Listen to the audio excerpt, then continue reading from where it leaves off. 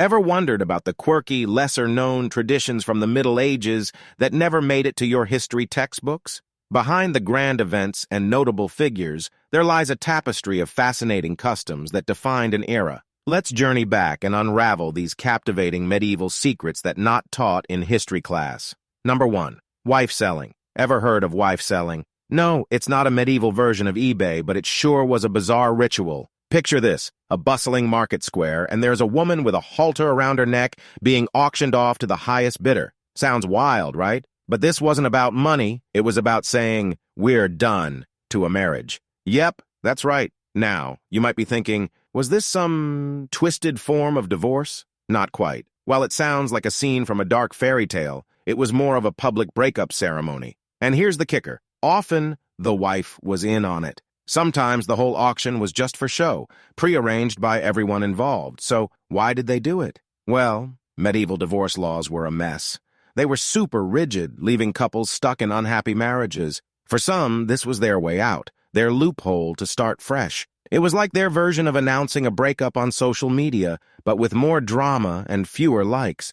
While it's easy to judge and say, "Oh, those medieval folks were wild," it shows the lengths people would go to find happiness within a system that wasn't always on their side. It's a reminder that love, relationships, and breakups have always been complicated, so next time you think about unfriending your ex, just be glad you're not putting them up for auction.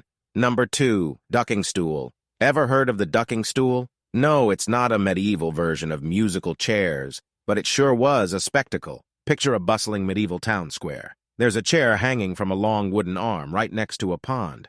Now imagine being strapped to that chair and dunked into the water while the whole town watches. Sounds like a nightmare, right? Welcome to the world of the ducking stool. While it might sound like a twisted game show challenge, the ducking stool was all about public humiliation. It wasn't meant to be deadly, but boy did it have some severe social consequences, mostly used for women labeled as nagging wives. Yikes! It was also a treat for dishonest traders and small-time crooks. The idea? Dunk the wrongdoer into the water while the audience either cheered or threw stuff. Talk about a tough crowd. But here's where it gets even more interesting. Water, in Christian symbolism, was a double-edged sword. On one hand, it's purifying. Think baptisms. On the other, it's chaotic. Remember Noah's flood? So, dunking someone wasn't just for laughs. It was like a public exorcism, washing away the sin from the community. So, while the ducking stool might seem like a bizarre medieval contraption, it was a mix of politics, religion, and community theater. It was all about keeping the peace, asserting authority, and giving folks some entertainment. Number 3, trial by ordeal. Ever imagine being thrown into a pond, hands and feet tied to prove your innocence? Sounds wild, right?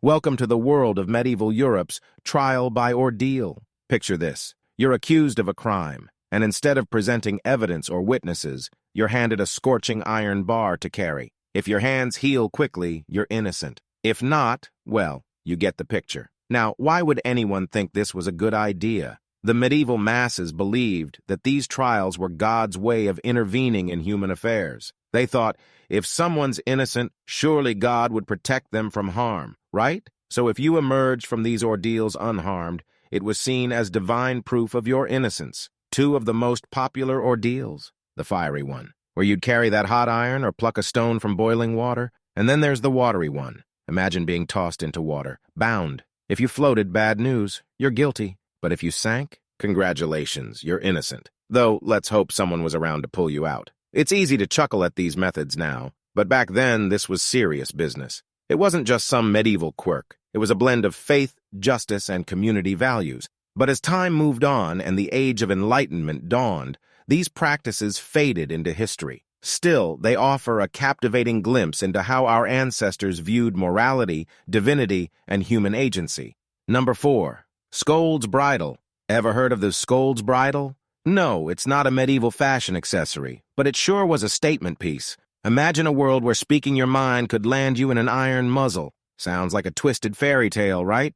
But for some women in medieval Europe, this was a harsh reality. The Scold's Bridle, also known as branks, was like the ultimate shush tool. Designed to fit over a woman's head, it had a bit that went into her mouth, ensuring she couldn't speak. Talk about taking "silence is golden" to a whole new level. Now, who got the honor of wearing this? mostly women labeled as nagging wives. Again, yikes. But gossipers, blasphemers, and even those accused of witchcraft weren't safe either. And it wasn't just about the silence. Oh no, the lucky wearer was paraded around town, often led by a chain for everyone to see. It was like the medieval version of a walk of shame. But here's the kicker. The Scold's Bridle wasn't just about keeping someone quiet. It was a symbol of controlling those who dared to challenge the status quo, especially women who stepped out of line. It's a chilling reminder of the lengths societies might go to keep disruptive voices in check. While the Scold's Bridle might be gathering dust in museums now, it makes you wonder,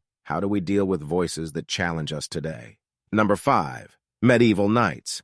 Ever thought becoming a knight was all about shiny armor and saving damsels in distress? Think again. Imagine being a young lad in medieval Europe, dreaming of knighthood. It wasn't as simple as being born into the right family or having a cool sword. Nope, it was like the ultimate medieval boot camp. Starting off as a page, you'd be running errands for knights, learning the ABCs of combat, and mastering the art of horseback riding. Think of it as the medieval version of an internship. Then around your teen years, you'd level up to a squire. Now things got real. You'd be right beside knights in battles, maintaining their armor and basically being their right-hand man. But the grand finale, the dubbing ceremony. Picture this. You kneel, and a knight taps your shoulders with a sword. No, it's not a medieval prank. It's your official welcome to the nightclub. And then comes the accolade, where you swear to be the good guy, loyal, brave, and always ready to help the needy. So while movies make knighthood look all glamorous, it was a mix of sweat, skills, and swears.